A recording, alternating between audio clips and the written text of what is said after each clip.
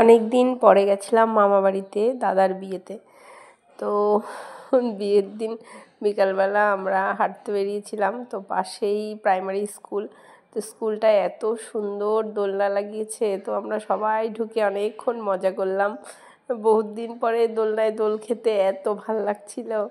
ওই দেখো পেছন দিয়ে সবাই আমাদের টিম সবাই মিলে। অ্যাকচুয়ালি গ্রামের রাস্তায় হাঁটতে এত ভালো লাগে, তো বিকাল হলেই মনে হয় যে যাই একটুখানি হেঁটে আসি।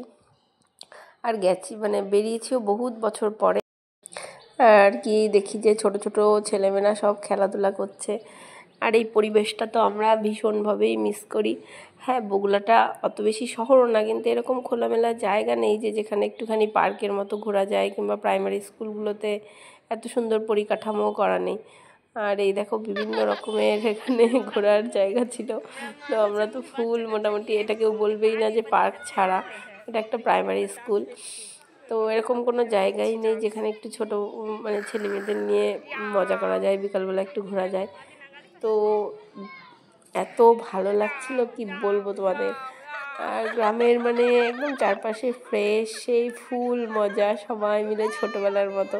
যদিও আমরাও ছোটোবেলায় খোলামেলা পরিবেশটা একদমই পাইনি, সেই আটকাভাবেই বেড়ে উঠেছি।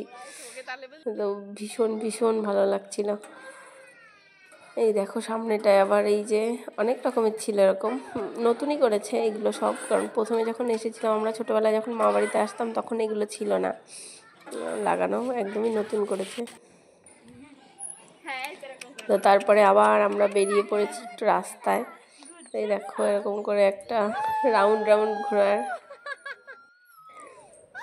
আর ওই যে পুচকে পুচকে সব ছিল, ওরাও চড়ছিল। ওরা আমাদের দেখে নেমে গেল যে তোমরা একটু উঠে নাও, আর ওরা তো সবসময় ওঠে। আর এই দেখো রাস্তাঘাট কি সুন্দর, এত সুন্দর চওড়া রাস্তা, আর রাস্তার দুই সাইড দিয়ে এরকম সজনের ডাঁটা গাছ ভর্তি একেবারে, মানে প্রতিটা বাড়িতে সজনের ডাঁটা। আর তাই, আর এই কচি ডাঁটা না বাজারে কিনতে পাওয়া যায় না, কুল গাছে একদম কুল ধরে আছে, মানে কি বলবো, অসাধারণ। বহুত দিন পরে, বহুত বছর পরে এরকম দেখেছি। আমাদের গ্রামের বাড়িতেও এরকম আগে মানে ছোটোবেলায় ছিল, এখন গ্রামের বাড়িও চেঞ্জ হয়ে গেছে সব। তো আর এই লোভ সামলাতে পারলাম না, তো ওই বাড়িতে গিয়ে ওনারাই একটু কুল গাছে ঝাঁকি দিচ্ছিল, আর প্রচুর কুল পড়ছিল। আর কচি কচি ডাঁটা গোটা ছিঁড়ে নিলাম, কারণ এই ডাঁটাগুলো না কিনতে পাওয়া যায় না, এত কচি এগুলো, মানে আঁশও হয় না, হেভি টেস্ট লাগে। আর এই দেখো আমরা কুল কুড়াচ্ছিলাম এই গাছের, মানে প্রতিটা বাড়িতেই কুল গাছ, সজনের ডাঁটা গাছ। আর ওনরাও মানে মজা পাচ্ছিল, আমাদের দিচ্ছিল সবাই মিলে কুড়িয়ে। দেখো ব্যাগ ভরে গেছে মোটামুটি। বলছিল যে আরও নিয়ে যাও, তাই বললাম না, এখন আর টাইম নেই, ওদিকে যেতে হবে, বরযাত্রী যাবো আমরা সবাই, তার জন্য আবার রেডি হতে হবে। তো দেখো কি সুন্দর লাগছিল, কুলগুলো এত টেস্টি আর মিষ্টি, মানে কি বলবো। আমরা মানে যেতে যেতেই হাফ কুল মোটামুটি শেষ করে ফেলেছি, আর মনে হচ্ছিল যদি আর কদিন থাকতাম। তো যাই হোক, সেদিনই গেছি, আবার চলেও আসতে হবে।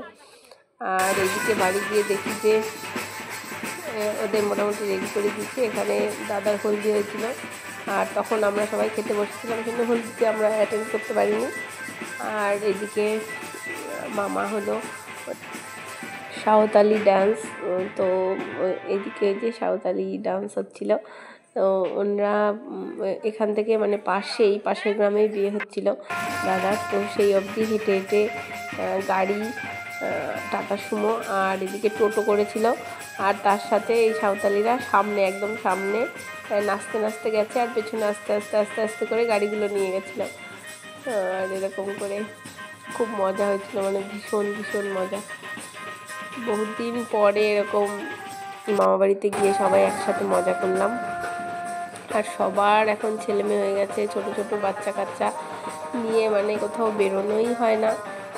তো আবার বাড়িতে চলে যাব।